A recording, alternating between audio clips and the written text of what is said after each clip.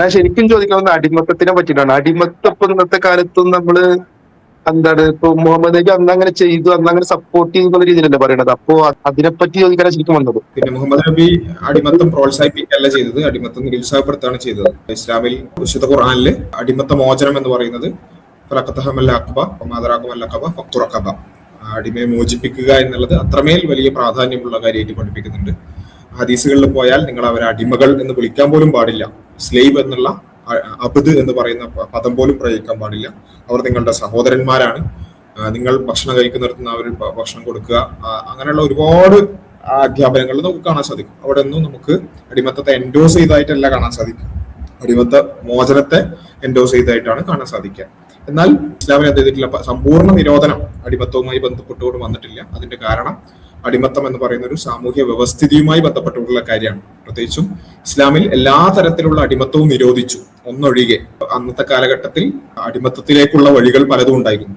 ഒരാളെ നിർബന്ധിച്ച് ബലപ്രയോഗം മുഖേന അടിമയാക്കുക, കടത്തിനു പകരമായി അടിമയാക്കുക, സ്വയം അടിമത്തം വരിക്കുക, ഇങ്ങനെയുള്ള ഒരുപാട് രീതികൾ അടിമത്തത്തിലേക്കുള്ള വഴികളായിട്ടുണ്ടായിരുന്നു. ഇതിനെല്ലാം പരിപൂർണമായി കൊട്ടിയടക്കുകയാണ് ഇസ്ലാം ചെയ്തിട്ടുള്ളത്. നിങ്ങൾക്ക് ഇസ്ലാമികമായി ഒരാളെ ബലപ്രയോഗം മുഖേന അടിമയാക്കാൻ പറ്റില്ല. കടത്തിനു പകരമായിട്ടോ സ്വയം അടിമത്തം വരിച്ചുകൊണ്ടോ നിങ്ങൾക്ക് അടിമയാകാൻ പറ്റില്ല. പിന്നെ ബാക്കിയാക്കിയ ഒരു വഴി അത് യുദ്ധവുമായി ബന്ധപ്പെട്ടുകൊണ്ടുള്ളതാണ്. യുദ്ധത്തിൽ പിടിക്കപ്പെടുന്നവരും അതുപോലെ തന്നെ ഓൾറെഡി അടിമകളായിട്ടുള്ള ആളുകളും മാത്രമാണ് ഇസ്ലാം ബാക്കിയായിട്ടുള്ള വാതിലുകൾ എന്ന് പറയുന്നത്. അതെന്തുകൊണ്ട് എന്ന് ചോദിച്ചാൽ അതൊരു സാമൂഹ്യ വ്യവസ്ഥിതിയാണ് എന്നുള്ളത് കൊണ്ടാണ്. യുദ്ധം എന്ന് പറയുന്ന സാമൂഹ്യ യാഥാർത്ഥ്യവുമായി ബന്ധപ്പെട്ടുകൊണ്ട് അന്ന് നിലനിൽക്കുന്ന ഒരു വ്യവസ്ഥയാണ് അടിമത്തം എന്ന് പറയുന്നത്. അതുകൊണ്ട് ആ നിലനിൽക്കുന്ന കാലഘട്ടത്തിൽ എതിരാളികൾ, നമ്മുടെ ശത്രുക്കളായ ആളുകൾ, അവര് അടിമത്തവുമായി ബന്ധപ്പെട്ടുകൊണ്ട് നമ്മുടെ പട്ടാളക്കാരെ അവർ പിടിച്ചു കൊണ്ടുപോകുന്നുണ്ടെന്നുണ്ടെങ്കിൽ നമ്മൾ അത് ചെയ്യാതിരുന്നാൽ അത് ഒരിക്കലും പ്രാക്ടിക്കലായ ഒരു കാര്യമല്ല. ഏതുപോലെ ഇപ്പൊ നമുക്ക് ഇങ്ങനെ നോക്കുമ്പോൾ അടിമത്തം എന്ന് പറയുന്ന ഒരു മോശം കാര്യം, അതെന്താ അങ്ങോട്ട് നിരോധിച്ചാൽ എന്ന് തോന്നുന്നത് പോലെ അതിനേക്കാൾ ശക്തമായിട്ട് നമുക്ക് തോന്നാൻ പറ്റുന്ന ഒരു കാര്യമാണ് യുദ്ധം, അല്ലെ? യുദ്ധം ഒരു നല്ല കാര്യമായിട്ട് ആരും മനസ്സിലാക്കുന്നില്ല, അല്ലെ? യുദ്ധത്തിൽ ഒരുപാട് ആളുകൾ കൊല്ലപ്പെടുന്നു, അങ്ങനെ പല പ്രശ്നങ്ങളുണ്ട്. പക്ഷെ ഇസ്ലാമിൽ യുദ്ധം ഹറാമല്ല. വൈ? ബിക്കോസ് അതൊരു വ്യവസ്ഥയുമായി ബന്ധപ്പെട്ടുള്ള കാര്യമാണ്. കാരണം ചില സാഹചര്യങ്ങളിൽ യുദ്ധം ചെയ്യേണ്ടി വരും. നമ്മൾ യുദ്ധം ഹറാമാകുന്നു എന്ന് പറഞ്ഞാൽ ആ ഹറാമാന്ന് പറയാൻ പോലും നമ്മൾ ബാക്കി ഉണ്ടാവില്ല. കാരണം ആ ഹറാമല്ല എന്ന് വിശ്വസിക്കുന്ന ആൾക്കാർ, അല്ലെങ്കിൽ യുദ്ധം ചെയ്യാമെന്ന് വിചാരിക്കുന്ന ആളുകൾ നമ്മളെ യുദ്ധം ചെയ്ത് തോൽപ്പിച്ച് കൊണ്ടുപോകും. നമ്മളാണെങ്കിൽ ഹറാമാന്ന് പറഞ്ഞ് അവിടെ കുത്തിരിക്കുകയും ചെയ്യും. അതൊരു പ്രാക്ടിക്കലായ ഒരു കാര്യമല്ല. എന്ന് വെച്ചാൽ സാമൂഹ്യ യാഥാർത്ഥ്യങ്ങളായി അംഗീകരിക്കുക എന്നുള്ളതാണ് ഇസ്ലാം ചെയ്യുന്നത്. ഇസ്ലാം ഒരു ഉട്ടോപ്യൻ മതമല്ല. നമുക്ക് വേണമെങ്കിൽ പറയുന്നത് ഇസ്ലാം എല്ലാ തരത്തിലുള്ള പ്രശ്നങ്ങളെയും ഇല്ലാതാക്കാൻ വേണ്ടി യുദ്ധം ഹറാമാക്കിയിരിക്കുന്നു പറയാൻ ഭയങ്കര രസമുണ്ടാവും. പക്ഷെ അതൊരു പ്രാക്ടിക്കലായ ഒരു കാര്യമല്ല. ഇതുപോലെയാണ് അടിമത്തം നിലനിൽക്കുന്ന സാഹചര്യങ്ങളിൽ അടിമത്തത്തെ നിരോധിക്കുക എന്നുള്ളത് പോസിബിൾ അല്ല, പൂർണ്ണമായി നിരോധിക്കുക എന്നുള്ളത്. ബാക്കി എല്ലാ വഴികളും ഇസ്ലാം നിരോധിച്ചെങ്കിലും യുദ്ധത്തിലൂടെയുള്ള അടിമത്തം ഇല്ലാതാക്കുക എന്നുള്ളത് പോസിബിൾ അല്ല. കാരണം മറുഭാഗം നമ്മളെ ബന്ദികളാക്കി പിടിക്കുന്നുണ്ടെങ്കിൽ നമ്മൾ തിരിച്ചും അവരെ ബന്ദികളാക്കി പിടിക്കേണ്ടി വരും. അതൊരു യുദ്ധവുമായി ബന്ധപ്പെട്ടുകൊണ്ടുള്ള അനിവാര്യതയാണ്. അങ്ങനെയുള്ള സാഹചര്യങ്ങളിൽ മാത്രമാണ് ഇസ്ലാം എന്ത് ചെയ്തിട്ടുള്ളത്, ബന്ദികളാക്കി പിടിക്കൽ അനുവദിച്ചിട്ടുള്ളത്. അത് മനസ്സിലാക്കുക. ഇനി അങ്ങനെ യുദ്ധത്തിൽ പിടിച്ചാൽ തന്നെ നിർബന്ധമായും അടിമകളാക്കണം എന്ന് ഇസ്ലാം പറയുന്നില്ല.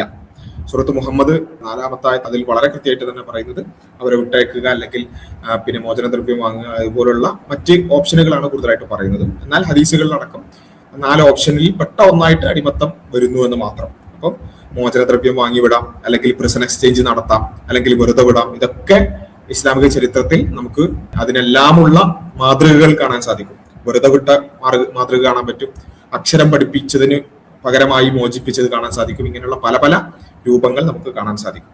പക്ഷേ മറുഭാഗം അടിമകളാക്കുന്ന ഒരവസ്ഥ ഉണ്ടെന്നുണ്ടെങ്കിൽ, അടിമകളാക്കുക മീൻസ് ബന്ദികളാക്കി ജോലി എടുപ്പിക്കുന്ന അവസ്ഥ ഉണ്ടെന്നുണ്ടെങ്കിൽ ചിലപ്പോൾ നമുക്ക് എന്ത് ചെയ്യേണ്ടി വരും, ആ രീതി സ്വീകരിക്കേണ്ടി വരും. അവിടെ അതൊരു പിന്നെ സാമൂഹിക യാഥാർത്ഥ്യമായി നിലനിൽക്കുമ്പോൾ പിന്നെ അതിലുള്ള വഴി എന്താ?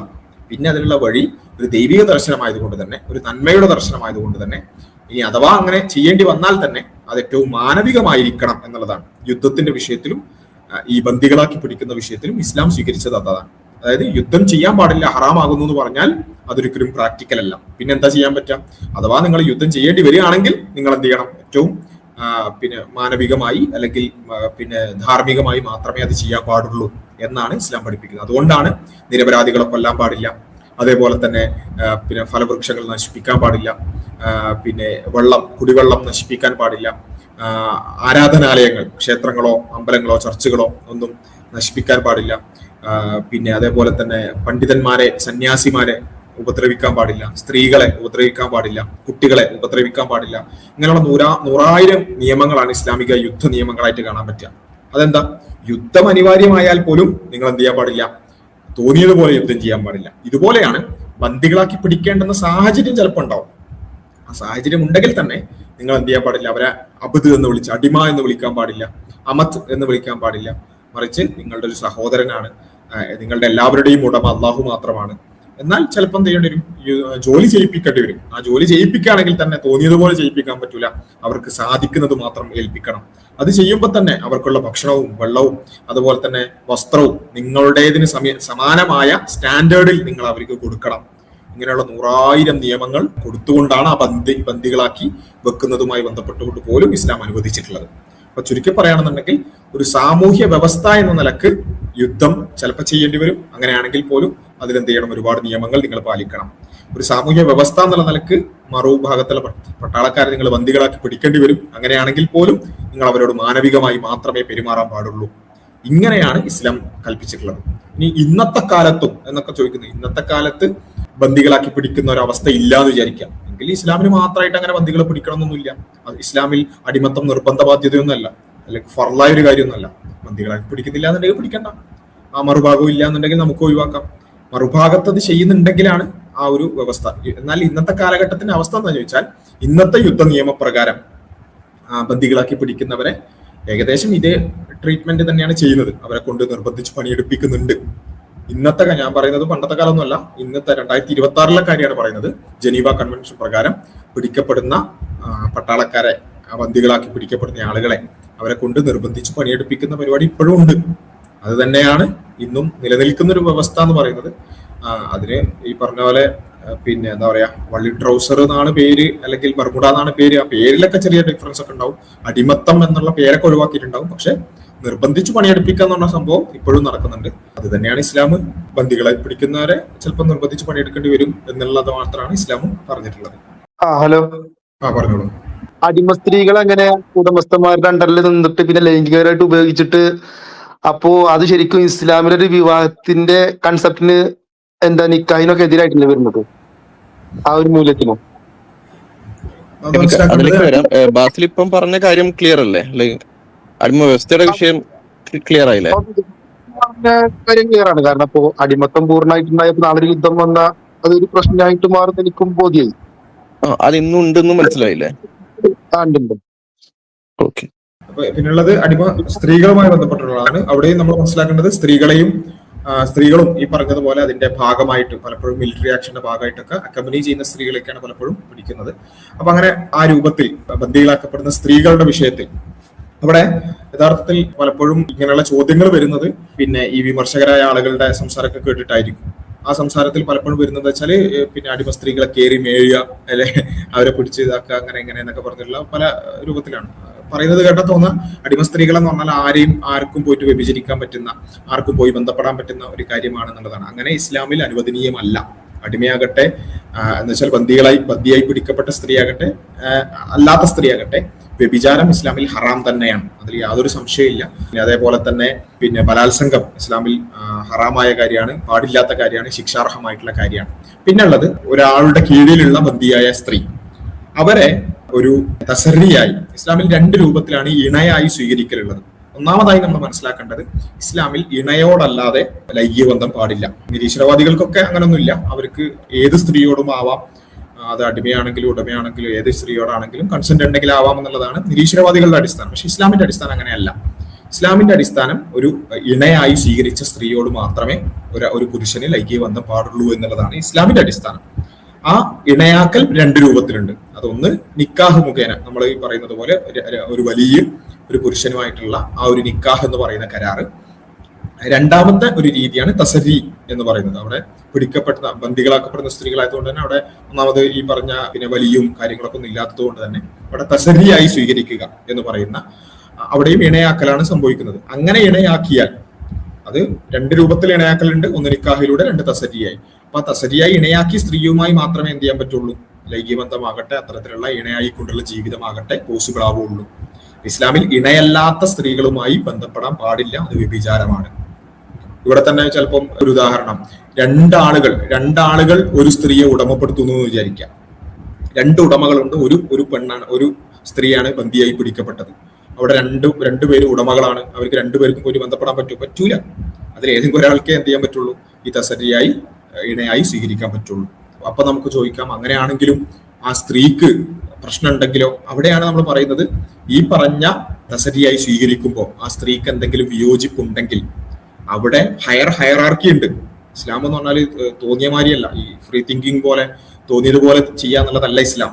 ഓരോരുത്തർക്കും തോന്നിയതുപോലെ ചെയ്യുക, ഓരോരുത്തർക്കും അവർക്ക് യുക്തമായി ഇത് ചെയ്യുക, യുക്തിപരമായി ശരിയാണെന്ന് തോന്നുന്നത് ചെയ്യുക, അങ്ങനൊന്നല്ല ഇസ്ലാമിൽ കൃത്യമായ വ്യവസ്ഥ എല്ലാത്തിനും ഉണ്ട്. അപ്പൊ അവിടെ തന്നെ ഹയറാർക്കി ഉണ്ട്. ആ ഹയറാർക്കിയെ ഈ സ്ത്രീക്ക് ഇനി അത് അക്സെപ്റ്റബിൾ അല്ല എന്ന് വിചാരിക്കുക, അംഗീകരിക്കാൻ പറ്റുന്നില്ല എന്ന് തോന്നുക, അങ്ങനെയാണെങ്കിൽ ഹയറാർക്കിയെ സമീപിക്കാം. അങ്ങനെ സമീപിച്ച ഉദാഹരണങ്ങൾ ഒരുപാട് ഇസ്ലാമിക ചരിത്രത്തിൽ നമുക്ക് കാണാൻ സാധിക്കും.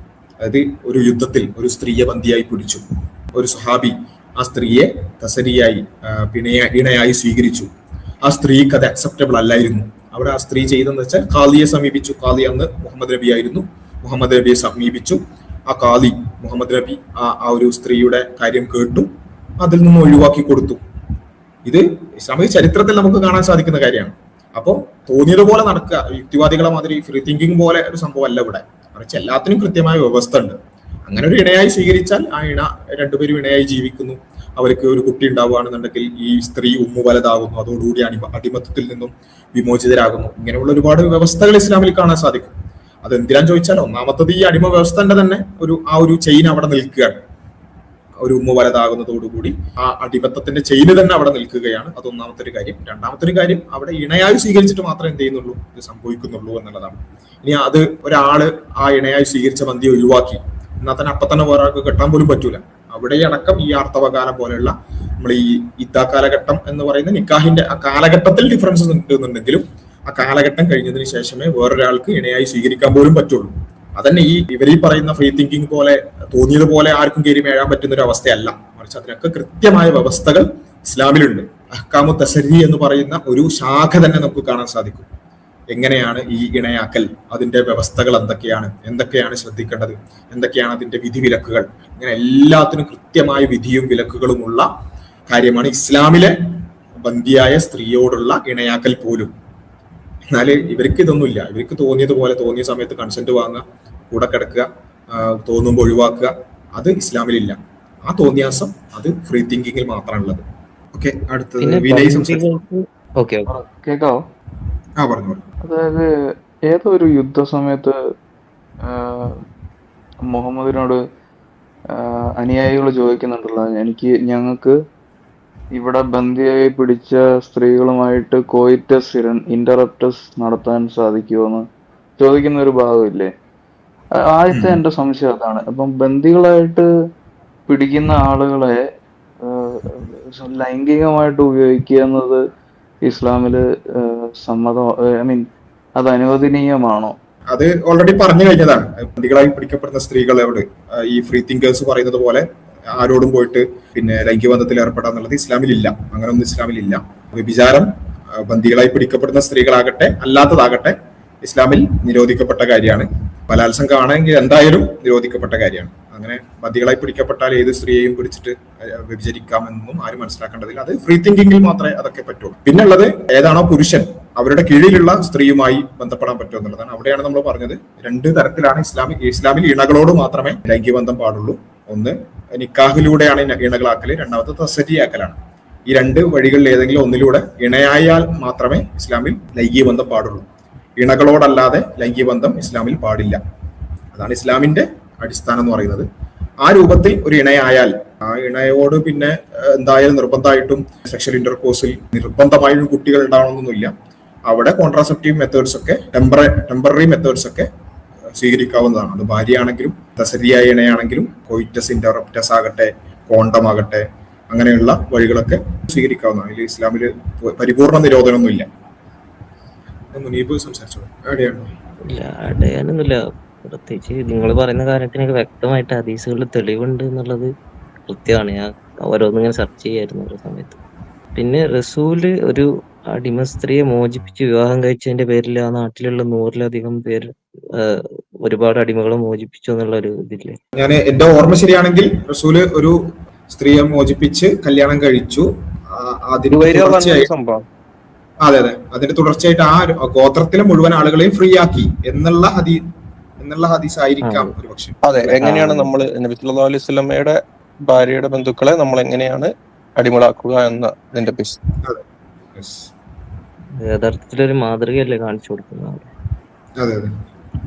പിന്നെ അടിമത്തത്തിന്റെ കാര്യം പറയുമ്പോൾ അടിമത്തം നിങ്ങളിപ്പോ പറഞ്ഞെന്ന് മനസ്സിലാക്കുന്നതും വായിച്ചെന്ന് മനസ്സിലാക്കുന്നതൊക്കെ അടിമത്തം ഘട്ടം ഘട്ടമായി നിരോധിച്ച് പരമാവധി ചുരുക്കി എന്നുള്ളതാണ്. ഉദാഹരണത്തിന് നിരോധിച്ചു എന്നുള്ള വേർഡ് ഞങ്ങൾ പറഞ്ഞിട്ടില്ല. അങ്ങനെയല്ല, ഒന്നാമത് ഇത് എന്നുള്ളതല്ലേ? ഇത് എന്താണ് ഓപ്ഷനിലാണ്. ഞാൻ പറഞ്ഞില്ല, 4 ബാസിലോട് പറഞ്ഞ പോലെ 4 ഓപ്ഷനുകളുണ്ട്. അതിൽ ഏതാണോ സൊസൈറ്റിക്ക് ബെറ്റർ അത് നമുക്ക് സെലക്ട് ചെയ്യാം. ഓക്കെ, സുന്നത്തായിട്ടുള്ള കാര്യമല്ല, മുസ്തഹബായിട്ടുള്ള കാര്യമല്ല, 4 ഓപ്ഷനുകളാണ്. അത് ഏതാണോ ഒരു സൊസൈറ്റിയിൽ ബെറ്റർ ആയിട്ടുള്ളത് അത് സെലക്ട് ചെയ്യാം. ചിലപ്പം ഈ 4 ഏതാണോ വെൽബീയിങ്ങിന് നല്ലത് അത് നമുക്ക് ഏതും സെലക്ട് ചെയ്യാം. അങ്ങനെയാണ് അതിന് ഉത്തരം. Yeah. അതിൽ തന്നെ തഫ്സീറുകളിൽ നമുക്ക് കാണാൻ പറ്റുന്ന വേറൊരു കാര്യം, മറുഭാഗത്ത് ഈ പറഞ്ഞ അടിമയാക്കൽ എന്ന് വെച്ചാൽ ബന്ദിയാക്കി കൊണ്ടുപോയി ആക്കൽ ഉണ്ടെങ്കിലാണ് മുസ്ലിങ്ങളും അത് ചെയ്യുക. കാരണം പ്രത്യേകിച്ചും ഖുർആനിൽ ഡയറക്റ്റ് ആയിട്ട് പറയുന്ന ഓപ്ഷന് ഈ പറഞ്ഞ അടിമത്തം ഇല്ല. അതുകൊണ്ട് തന്നെ മറുഭാഗത്ത് ഉണ്ടെങ്കിലാണ് അത് കൂടുതൽ മുസ്ലിങ്ങൾ ചെയ്യുന്ന അവസ്ഥ ഉണ്ടാവുക എന്നുള്ളതടക്കം തഫ്സീറുകൾ നമുക്ക് കാണാൻ പറ്റും. അപ്പൊ അതുകൊണ്ട് ഈ ഓപ്ഷനിലാണ് എന്നുള്ളത് പ്രത്യേകം നമ്മൾ വളരെ സ്ട്രെസ് ചെയ്ത് മനസ്സിലാക്കേണ്ട ഒരു കാര്യമാണ്. മുസ്ലിങ്ങൾ അങ്ങോട്ട് പോയിട്ട് അടിമത്തം എന്നുള്ള സംഭവം വ്യവസ്ഥ ഉണ്ടാക്കുക എന്നുള്ളതല്ല, മറിച്ച് മറുഭാഗത്ത് അത് ചെയ്യുന്നുണ്ടെങ്കിൽ സ്വാഭാവികമായിട്ട് മുസ്ലിങ്ങൾ കൂടി അത് അഡോപ്റ്റ് ചെയ്യേണ്ടി വരും. പക്ഷെ അത് ഏറ്റവും മാനവികമായിട്ട് മാത്രമേ ചെയ്യാൻ പാടുള്ളൂ, ഈ ബന്ദിയാക്കുക എന്നുള്ളത്. അപ്പൊ അങ്ങനെ അടക്കം തഫ്സീറുകളിൽ നമുക്ക് കാണാൻ പറ്റും. പിന്നെ അതും ലാസ്റ്റ് ഓപ്ഷൻ അല്ലേ? അതിന് മുമ്പ് അവരെ മോചിപ്പിക്കാനുള്ള ഓപ്ഷൻ അല്ലേ ഏറ്റവും ഇമ്പോർട്ടന്റ് ആയിട്ട് പറയുന്നത്? അതെ അതെ. പക്ഷെ അത് പ്രാക്ടിക്കലി എപ്പോഴും പോസിബിൾ ആയിക്കൊള്ളുന്നില്ല. നമുക്ക് ഒറ്റവട്ടത്തിൽ നോക്കുകയാണെന്നുണ്ടെങ്കിൽ എല്ലാവരെയും അങ്ങ് മോചിപ്പിക്കുക എന്നുള്ളത് വളരെ രസകരമായ ഒരു ഓപ്ഷൻ ആയിട്ട് അല്ലെങ്കിൽ നല്ല അട്രാക്റ്റീവ് ഓപ്ഷൻ ആയിട്ട് തോന്നാം. പക്ഷെ നമ്മുടെ ഒരു പ്രാക്ടിക്കൽ സിനാരിയോസ് ചിന്തിച്ചാൽ മതി. നമ്മളെ കുറെ പാകിസ്ഥാൻകാർ വന്നിട്ട് നമ്മുടെ രാജ്യത്തിൽ പ്രശ്നം ഉണ്ടാക്കി, അവരെ നമ്മൾ പിടിച്ചു. അതെ അതെ, അവരെ പിടിച്ചു വെച്ചാൽ പിന്നെ നമ്മള് ഭയങ്കര മാനവികരായിട്ട് എല്ലാ പാകിസ്ഥാൻകാരന്മാരെയും ഇതാ ഇന്ത്യയുടെ മഹാമനസ്കത കൊണ്ട് വിട്ടയച്ചിരിക്കുന്നു എന്ന് പറയുന്നത് ഒരിക്കലും നല്ലൊരു ഓപ്ഷൻ ആയിട്ട് നമ്മൾ പറയില്ലല്ലോ. കാരണം അത് ഒരു രാജ്യത്തിന്റെ സുരക്ഷക്ക് നല്ലൊരു കാര്യമായിരിക്കൂല. നമ്മളെ നശിപ്പിക്കാൻ വന്ന ആൾക്കാരെ പിടിച്ചാൽ അത് നമ്മൾ സേഫ്റ്റി ഉറപ്പുവരുത്തിയിട്ടേ നമ്മൾ വിടാൻ പറ്റുള്ളൂ.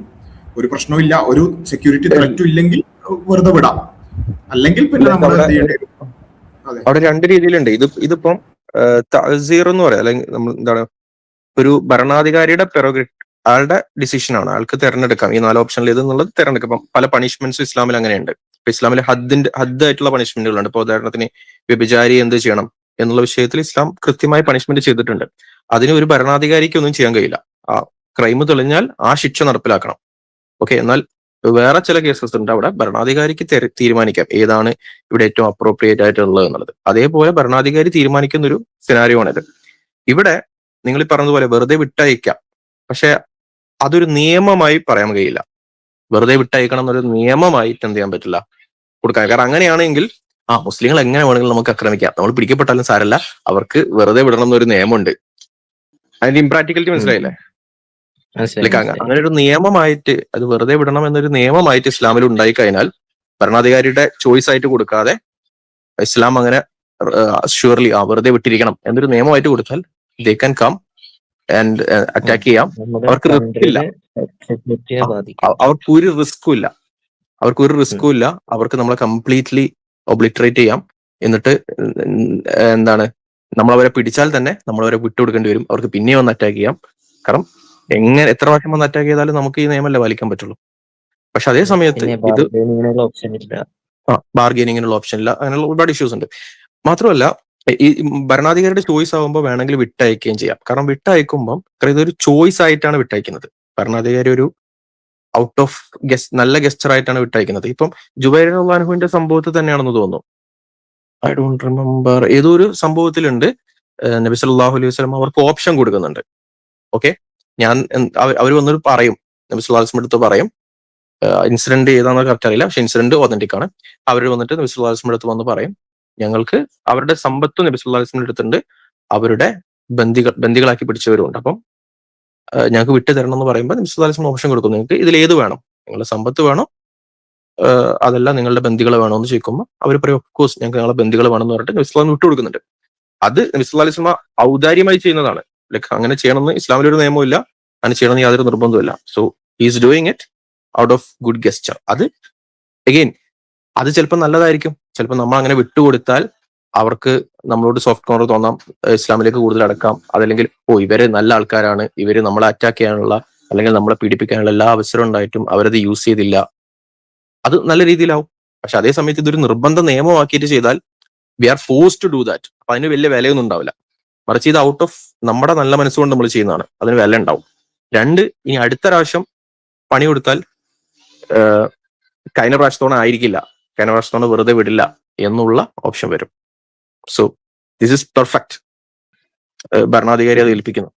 ശരിക്കും പറഞ്ഞാൽ ഭരണാധികാരി വയസ്സായിട്ടുള്ള ഒരു ഡിസിഷൻ എടുക്കാം അല്ലെ? യെസ്.